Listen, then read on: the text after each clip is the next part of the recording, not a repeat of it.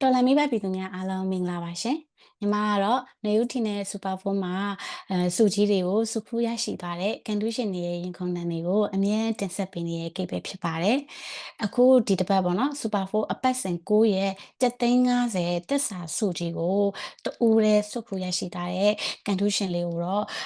ကိတ်ကဒီအင်တာဗျူးလေးမှာပေါ့နော်မေးခွန်းလေးတွေအမေးအဖြေလုပ်ဖို့ဖိတ်ခေါ်ထားပြီးဖြစ်ပါတယ်။ဆိုတော့မင်္ဂလာပါရှင်အမဒီအမရဲ့နာမည်လေးနဲ့တစ်ချက်လောက်မိတ်ဆက်ပေးပါအောင်နော်ဟုတ်ကဲ့မင်္ဂလာပါရှင်ညီမလေးအမကຫນွေဦးနဲ့မှာဟုတ်ကဲ့ဟုတ် congratulation ပါအမဒီတစ်ပတ်ရဲ့ပေါ့နော်တစ္ဆာဆိုကန်တူးရှင်ဖြစ်နေတာတကယ်ကိုအရန်ပျော်နေမယ်လို့ထင်ပါတယ်ဆိုတော့အမဒီလိုစုကြီးတွေရောအရင်တော့ပေါက်ဘူးလားဟုတ်ညီမလေးအမက2025အပတ်စဉ်22မှာတော့ငါလေးစူပါ4မှာတတိယစူပါဖူးတဲ့ညီမလေးတာဆရာဝရစ်ချက်ဖြိုးစီကနေပြီးတော့မှ2သိန်းခွဲစုတစ်ခုတဲ့ညီမလေးဟုတ်ကဲ့ဟုတ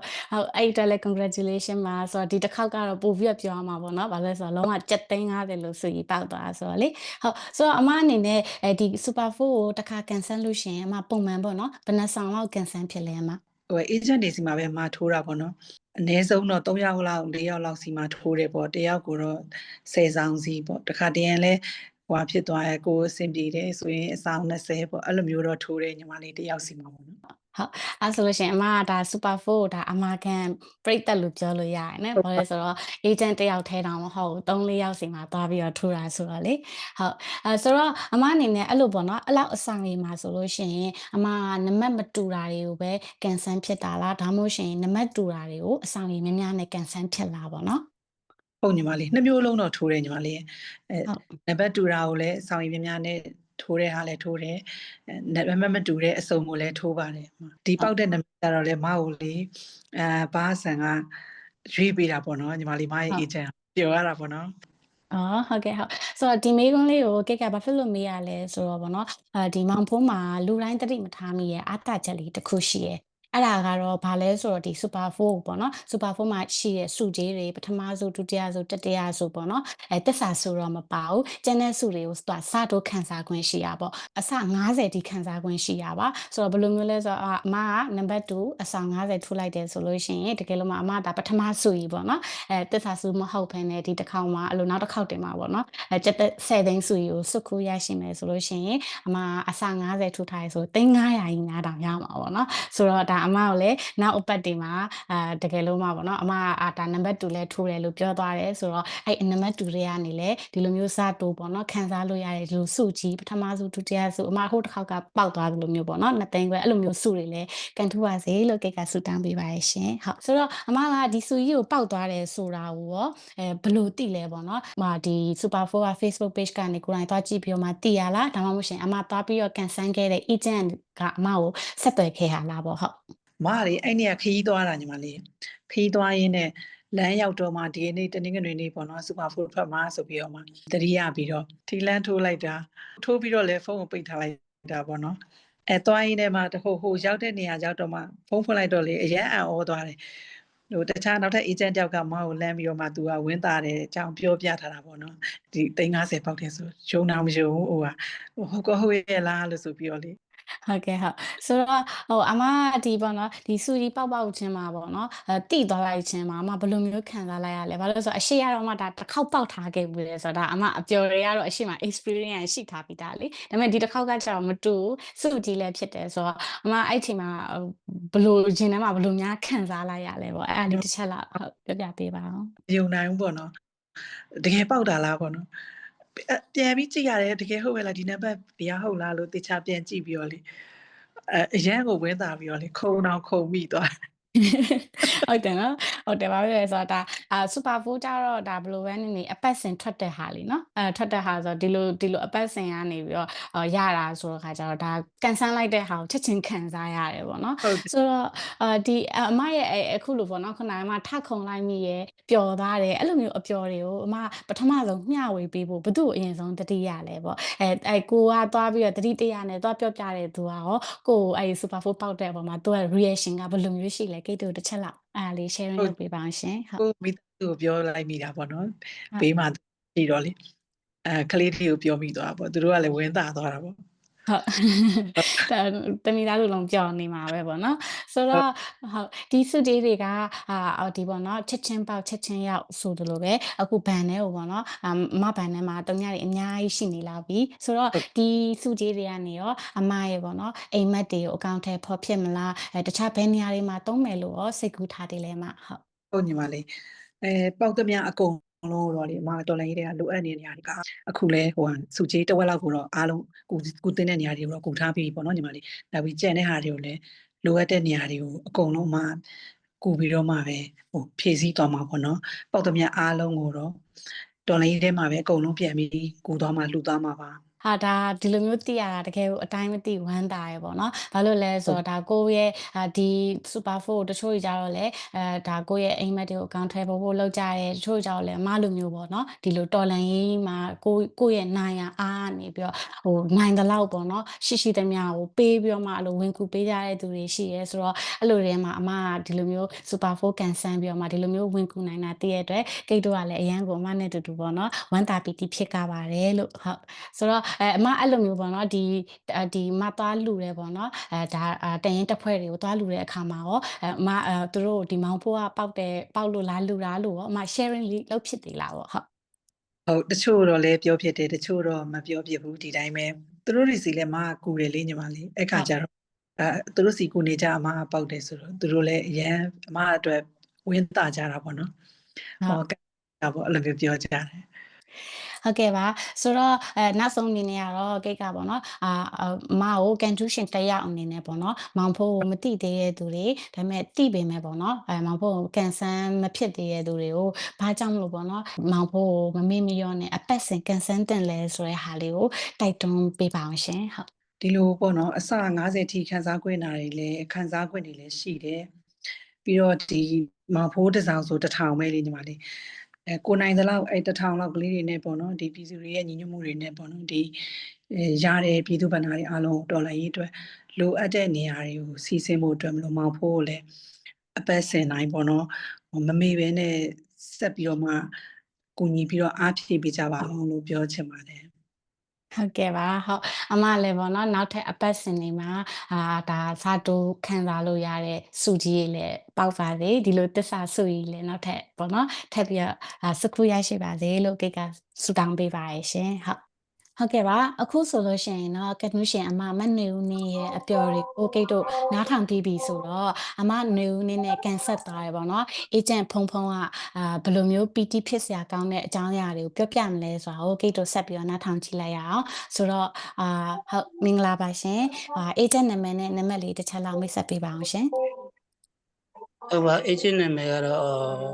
ဘိုက်ကုစနာဆိုတီနေပဲအသိကြီးထားပါတယ် NOH 000251ပေါ့ဖုံဖုံအနေနဲ့ဒီနေဦးတီအယောင်ကိုယ်စားလှယ်တူဖြစ်လာဖို့ပေါ့နော်ဖုံဖုံဘယ်အရာတွေကနေခွန်အားယူခဲ့ပြီးတော့ဒီနေဦးတီအယောင်ကိုယ်စားလှယ်တူအဖြစ်နဲ့ရှောက်နေလဲဆိုတာကိုတပည့်တော်တို့မျှဝေပေးပါအောင်ဖျားခွန်အားတော့မဘတင်ကမော်နမတူရဲ့တွန်းအားကြောင့်လည်းပါပေါ့အဓိကတော့စွာစီပေါ့စွာစီအမြဲတမ်းခွန်အားပေးတယ်လေတိုက်တွန်းပေးလေမဖြစ်ရနောက်ဆုံး3လမှာသူကတိုက်တွန်းပေးလေမဖြစ်ပြအောင်ရောက်သူတို့လည်းကူညီပေးမယ်ပေါ့အဲ့ဒီကနေအကျင့်ဖြစ်တော့ရင်းကြတယ်ထိုးတာတော့ဦးဇင်းကငကိုတော့မှဒီနေဦးတီစဖွင့်ဝင်နေမှာဦးဇင်းကကိုယ်ပိုင်ဒီငကိုတော့ဒါကိုယ်ပိုင်ကောက်မှရှိတယ်လေကိုယ်ပိုင်ကောက်တဲ့စသူစဖွင့်တော့မှဦးဇင်းထိုးလာခဲ့ပေါ့ထိုးလာခဲ့တဲ့တကအိမ်မှာအာချီရှောက်မှာဆိုအာချီတခါတည်းတန်းရှောက်လိုက်တော့အာချီကနေနောက်ဆုံး3လ3ပြအောင်ရောက်မှာဆိုအကျင့်ဖြစ်ဖို့3ပြအောင်ရောက်မှာဆိုတော့အကျင့်ဖြစ်အောင်လည်းပဲစော်သီးတို့နဲ့အဲ့ဒီတင်းဖွဲ့နဲ့တူစူးစမ်းခဲ့တယ်ပေါ့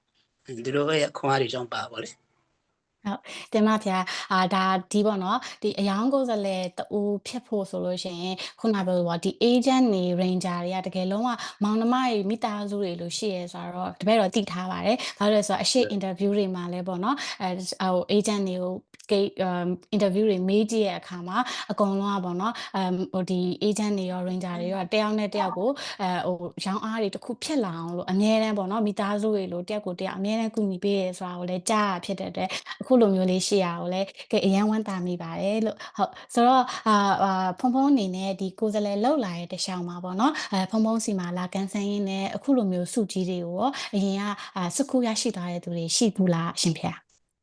စူပါဖူးအနိုးထရတော့မရှိဘူးစူပါဖူးကတော့ရှိတယ်ပြောရမလားမရှိတယ်ပြောရမလားတော့မသိခုနှစ်ကြိမ်မြောက်ကလာမလို့ဦးသိန်းဒီမှာလေဦးသိန်းဒီမှာရေဝါထိုးတဲ့လူတယောက်ကသူအများရန်သူကနန်းပေးထားပါလေဒီကနန်းကိုထုတ်ပေးပါ17တောင်ပေါ့အများရန်သူကပို့ထားတဲ့ပတ်စံလေးလွှဲထားတယ်ရှစ်ကြိမ်မြောက်ကဦးသိန်းကမေ့သွားတာမထိုးလိုက်ရအဲ့မှာပစ္စမစုပေါက်တော့အမှသူ့ကိုလမ်းပြောဒီလိုမထိုးလိုက်ပါဘူးသူကလည်းရတယ်တဲ့တင်းတဲ့မာပဲတင်းတဲ့တိုင်ပဲကြည့်လိုက်တော့သူတို့စိုက်ပေးမှာပေါ့သူတို့လည်းဝိုင်းကူပေးမယ်သူပေါက်တယ်လေပေးလိုက်ပါပေါ့ဦးစင်းလည်းသူ့ကိုကြောင်းပြန်ပြီးတော့သူ့ကိုပေးမယ်ပေါ့ဦးစင်းတို့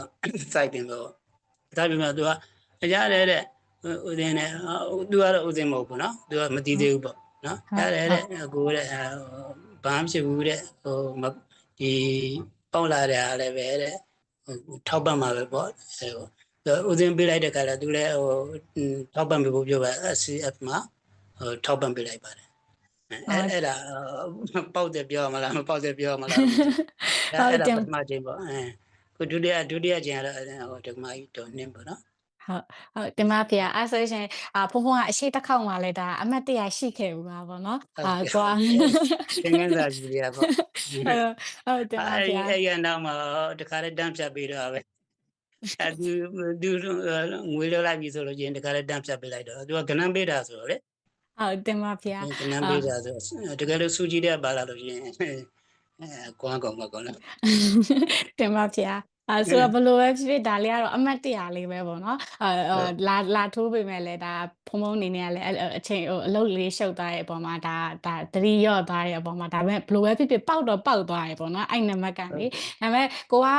စေနာထားပြီးတော့ဒါဖုံဖုံတို့ကဒါစေနာထားတယ်လို့ပြောရမယ်ပေါ့နော် agent တွေ ranger တွေကကိတ်အရင်တော့ကြားဘူးလားလေလာထိုးဖို့မိနေတောင်မှဒါ agent တွေ ranger တွေကတော်ပြီးတော့ဒါကန်ဆန်းတဲ့သူတွေကိုတွားပြီးသတိပေးကြရဲပေါ့နော်သူတို့သတိပေးလို့ပဲအကိတ်တော့ထိုးဖြစ်တယ်အဲ့ကနေမှဒီလိုစုကြီးတွေပေါက်ကြရဲဆိုတော့ဒါဘလို့ပဲဖြစ်ဖြစ် agent တွေ ranger တွေကဒါဒီနွေဦးထီကန်ဆန်းတဲ့သူတွေ super 4ကန်ဆန်းတဲ့သူတွေပေါ်မှာတကယ်ထားတဲ့မြစ်တာစေတနာကတော့ပေါ်လွင်တယ်ပေါ့နော်အခုဖုံဖုံတို့ဆိုလို့ရှိရင်လည်းဒါကိုဘက်ကမေ့ရော်သွားတဲ့အပေါ်မှာလဲဒါလုံးဝအင်တိုက်အားလိုက်ပေါ့နော်ဒါကျန်တဲ့ ranger မောင်နှမတွေဒါဒီ agent နီကိုမောင်နှမတွေကဝင်ပြီးတော့မှဒါရရဲစုကြည်ပေးမယ်ဒါပေမဲ့တစ်ဖက်ကလည်းဖုံဖုံစီမှာထိုးတဲ့သူကလည်းတစ်ဖက်ကဘလို့ပဲနေထောက်ဖို့ပြန်ပြီးတော့လုပ်မယ်ဆိုတာတည့်ရတဲ့ဒါဘလို့ပဲနေအမှတ်တရဖြစ်တယ်ပေါ့နော်ခုနပြောလို့ပေါ့စုကြည်ကပေါက်သွားလားမပေါက်သွားလားမသိပေမဲ့ဒါဖုံဖုံနဲ့ဒါခုနကပေါက်သွားတဲ့ပိုင်ရှင်ကြားမှာတော့ဒါလုံးဝအမှတ်တရဖြစ်နေမှာတော့သိကြတယ်ဟုတ်ဟုတ်ကဲ့ပါဆိုတော့ဖုံဖုံအနေနဲ့ပေါ့နော်ဒီစုကြီးပေါက်သွားတယ်ဆိုတဲ့ဟာကိုဖုံဖုံကကန်တူးရှင်ကိုအရင်သွားပြောဖြစ်တာလားဒါမှမဟုတ်လို့ရှင်ဖုံဖုံရဲ့ဒီရဲဘော်ရဲဘက် agent တွေ ranger တွေကိုအရင်ပြောဖြစ်တာလားပေါ့ဘာဖြစ်လို့လဲဆိုတော့အရှိတုန်းကဆိုလို့ရှင်ကိတ်မေးဘူးတယ်ပေါ့နော် agent တွေ ranger တွေကမေးတဲ့အချိန်မှာကန်တူးရှင်ကိုလည်းပြောတယ်ဒါပေမဲ့သူတို့ရဲ့ခုနဒီမိသားစုလို့ဖြစ်နေတဲ့ agent အချင်းချင်း ranger အချင်းချင်းကိုလည်းပြန်ပြီးတော့အရင်ဆုံး sharing လုပ်တတ်တယ်ဆိုတော့ဖုံဖုံကရောဘယ်တဲ့ရလဲပေါ့ဟုတ်ပေါ့မှာပဲဦးဇင်းအဲ့နေမှာထီးဖွင့်တဲ့ရက်ကလေထီးဖွင့်တဲ့ရက်ကအเจ้าမှာနည်းနည်းလှုပ်လေးရှုံနေတာမကြည့်ပြဘူးပေါ့ထီးဖွင့်ပြီးချင်းမကြည့်ပြဘူးတော့ချိန်ကြမှာကြည့်ပြတာပေါ့ချိန်ကြမှာကြည့်ပြတယ်ဆိုတော့မှာပဲတင်းနေဝင်လိုက်တော့ဦးဇင်းကို congratulation ခေါ်ထားတယ်အများကြီးတွေ့နေတယ်တခုတော့ဖြစ်နေပေါ့တခုတော့ဖြစ်နေပေါ့စူကြီးတဲ့ပေါက်သလားဘယ်တဲ့ပေါက်သလားပေါ့နော်အဲ့မှာလည်းရင်းနေခုံနေပြီကြားလားအဲ့မှာအဲ့ရန်တွေဟိုမှာကိုအနိုးထကောင်းနဲ့ဝင်ကြည့်လိုက်တော့ဟိုမှာကစက်မှာတော့မကြည့်သေးဘူးငွေမောင်းကိုရေးကြည့်လိုက်တာငွေမောင်းကိုရေးကြည့်လိုက်တာဦးစင်းအမှတပတ်ဦးစင်းအကုန်ရှင်းပြတာလေမကြံအောင်ရှင်းပြတာအကောင်တွေကိုကြံလည်းပဲ1000ပေါ့1000 2000အဲ့လောက်ပဲကြံတယ်အဲ့မှာဟ စိတ်နဲ့ဝင်တွေ့တာပေါ့350ကြီးတောင်များတောင်ဝင်တွေ့တော့စုကြီးတွေတော့ပေါ့ဟိုမှာဝင်ကြည့်လိုက်တော့အဲ့မှာစနေနေ့ထိုးလိုက်တယ်လားမသိဘူးစနေနေ့ထိုးလိုက်တယ်သူခီးထွက်ကနေမှထိုးလိုက်တယ်ပေါက်သွားထင်တယ်အဲ့မှာဝင်တွေ့ရပေါ့အဲ့မှာမတွေ့တဲ့ချိန်မှာပဲသူ့ကိုလမ်းပြောရသူကလည်းပဲခီးထွက်နေတော့တော်နဲ့မကြည့်ပြဘူးလေတော်နဲ့မျိုးသူ့ရဲ့ဟိုမှာတရားမှာဦးဇင်းကြာကြီးပဲထိုင်ဆောင်နေတာမပြန်မချင်းထိုင်ဆောင်နေသူအကြောင်းပြန်လာမယ်အကြောင်းပေါ့နော်ကြာကြီးထိုင်ဆောင်နေတော်နဲ့ပေါ်မလာသူကလည်းခီးထွက်နေတယ်ဆိုတော့လေဒီမှာအဲ့လိုလေးတော့ရှိတယ်ဒီမှာဒီမှာပေါ့နော်ကိတ်အရှိအင်တာဗျူးတွေမှာလည်းတတိထားမိရတော့တစ်ချက်ထပ်တွေ့ရအဲ့ဒါဘာလဲဆိုတော့ranger agent နေရာထီပေါက်ပြီဆိုလို့ရှင်သူကဟိုနံပါတ်ကိုမတိုက်တော့အရင်ဆုံးငွေအမအောင်သွားကြည့်ကြတာတော့ကိတ်တတိထားမိကြရပေါ့နော်ဘာလို့လဲဆိုတော့ဘာလို့လဲဆိုတော့ဒါတကယ်ကိုဒါနေဦးတင်နဲ့ Super 4ကတကယ်ကိုစီစဉ်ပေးထားတာအရန်ကောင်းတယ်ပေါ့နော်ဘာလို့ဆိုတော့ပောက်သွားတယ်ချက်ချင်းကိုယ့်ရဲ့အကောင့်တွေကိုပေါ့နော်ဒါagent တွေကနေနေဦးတီ agent ranger တွေကနေတဆင့်ထိုးတယ်ဆိုလို့ရှိရင် ranger agent တွေအကောင့်တွေကိုဒါငွေရချက်ချင်းရောက်လာပေါ့နော်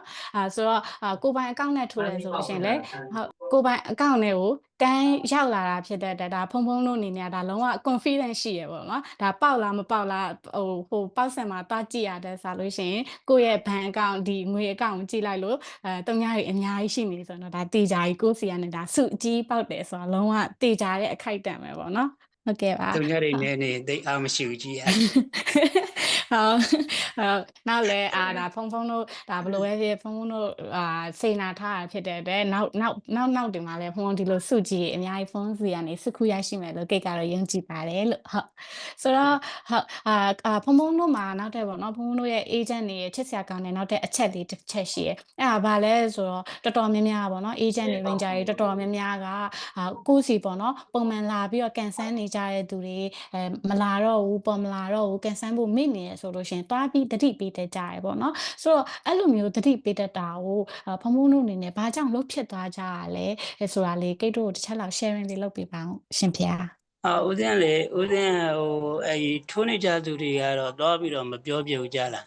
မပြောပြဘာလို့မပြောပြတာလဲသူတို့မှလည်းပဲဟိုဝမ်းစာတော့ကတစ်ဖက်ရှိတယ်လေသူတို့ပိုရှန်တဲ့လေတချို့လည်းထိုးကြတာကိုအဲကြောင့်မို့ဦးဇင်းကထိုးပါဦးဒီမြပြန်ဒီဘက်ကဟိုမျိုးတီဖွင့်ပြီးစပါဘုတ်ဖွင့်ပြီးတော့အဲ့လိုတော့သွားမပြောဖြစ်ဘူးကြလားထိုးတဲ့လူမှန်များတော့ဦးဇင်းပေါက်သည်ဖြစ်တယ်မပေါက်သည်ဖြစ်တယ်သွားတော့ပြောဖြစ်တယ်အဲ့လိုတော့အဲ့လိုလေးတော့ရှိနော်ကိုယ်တိုင်တော့မတိုက်တွန်းဘူးပေါ့နော်ဒီဂရုတွေမှာတော့ဦးဇင်းကတော့ရောက်ပါတယ်အဲ့လိုဖွင့်ပြီးဒီဘက်ကဖွင့်ပြီးအဲ့လိုပေါ့နော်အဲ့လိုတော့သွားရောက်နေဟိုထိုးနေကြသူတွေကတော့သွားပြီးတော့မပြောတော့ဘူး